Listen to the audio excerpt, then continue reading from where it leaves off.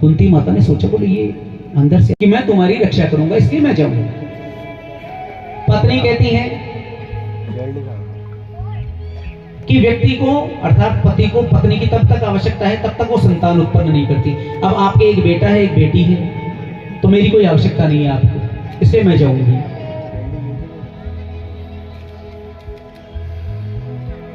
बड़ी बेटी ने कहा कि आपको एक न एक दिन मेरा त्याग करना है, किसी भी रूप में, शादी करके करो, कुछ भी करो, विवाह करो, तो क्यों नहीं आप आज ही मुझे त्याग देते, मैं जाऊंगी। इतने में उनका एक छोटा बच्चा एक दिन का उठा करके कहता है, उस राक्षस को मैं मार दूंगा। और जैसे ये कहा, और कुंती माता या तो दरवाजे पे खड़ी खड़ी सुन रही थी, दौड़ के आई और उस बच्चे को अपनी गोद में ले लिया। माता की समझ में सब कुछ आ गया कि कोई ना कोई बड़ी समस्या है जो ये एक दूसरा अपने ऊपर लेना चाहता है। और जैसे ही माता कुंती अंदर आई, वो एकदम से सकपका गए। क्या बात है? माता ने पूछा। कुछ नहीं, कुछ नहीं।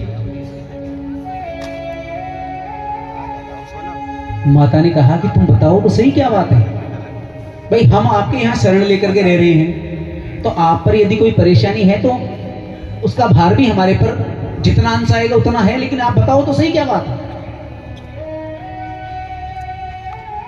अब ब्राह्मण देवता एक चक्रा नगरी के विषय में उनको बताते हैं कि एक राक्षस है जिससे हमने ये समझौता कर रखा है।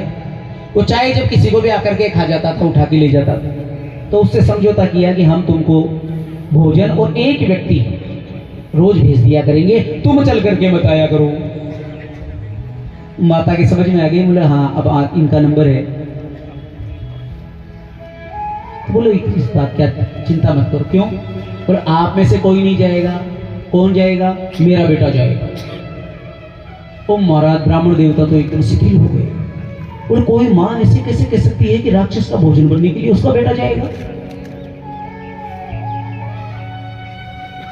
ब्राह्मण देवता हाथ जोड़ के कहते हैं कि आप हमारे अतिथि हैं, और यदि हमने आपसे ये काम लिया